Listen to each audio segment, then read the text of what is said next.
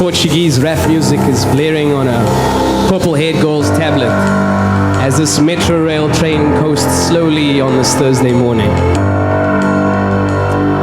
She must be Angolan or Mozambican, I think to myself. While she recites her raps aloud with two of her comrades, a train pastor commences his sermon on the ills of consuming music 24/7 from January to December. Now I see he's banging on the doors on any surface he can find to, if anything, get somebody's attention. Enter incidental organ music. A blind keyboardist and his helper cruise through the aisle of inert onlookers, some of whom stare blankly at cell phone screens while others disappear into their own heads via earphone cables. Still others dissolve into the cross-hatching yellows and greys of this beast's belly, whose stomach lining is a collage of advertisements for cheap abortions and same-day results. It's a wheat-paced mural of penis enlargements, quick money formulas, and appeals to patrons who want to win back their lost lovers. Same-day results. We are failing miserably to crawl our way back into Eden's garden.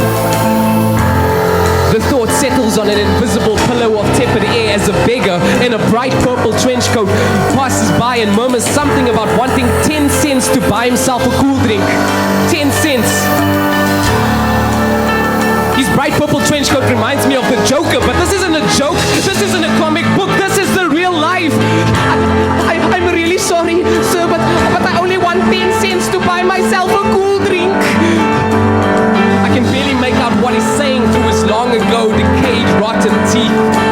We all have entropy encoded into the tiniest parts of our bodies that not even the most resilient bone tissue is exempt.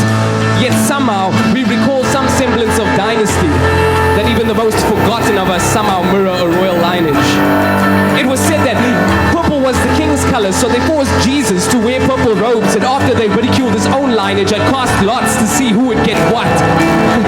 We are desperately hungry for it, that even the scraps that fall from the master's table are ferociously devoured in an insane attempt to pull heaven down to earth.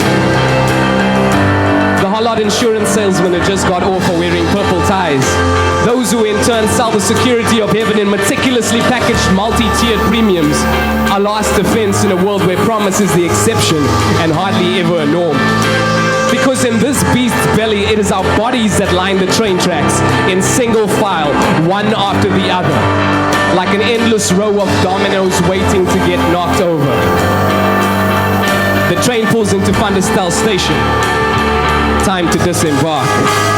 Yo, standing on the platform, following a mad norm, bodies in the metro rail, top of the dawn. When it's feet beyond the yellow line, people are mellow kind, jaded by the agings of the rated mind, graded in a bind, sedated by the times, elated by the fictions and the signs. It's pleasure by design when you're tethered to the grind, measured by the credit you relax.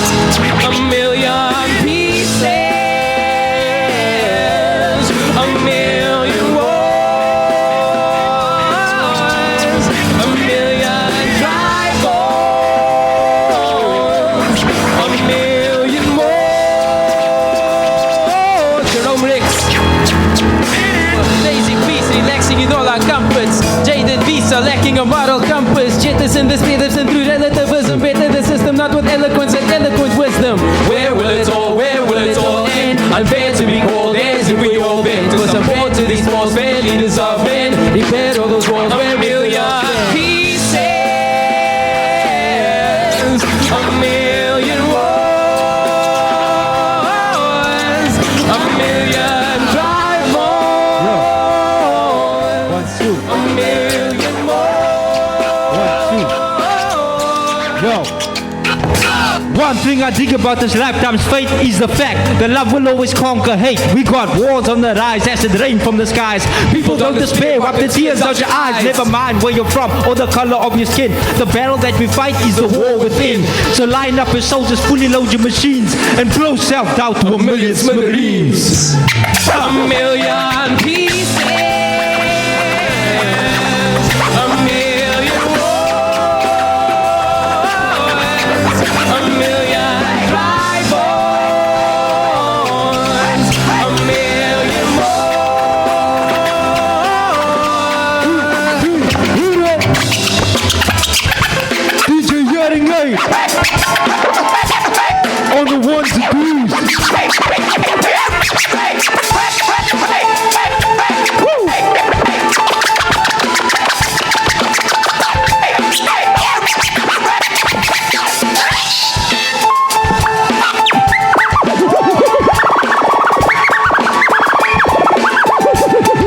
Come on.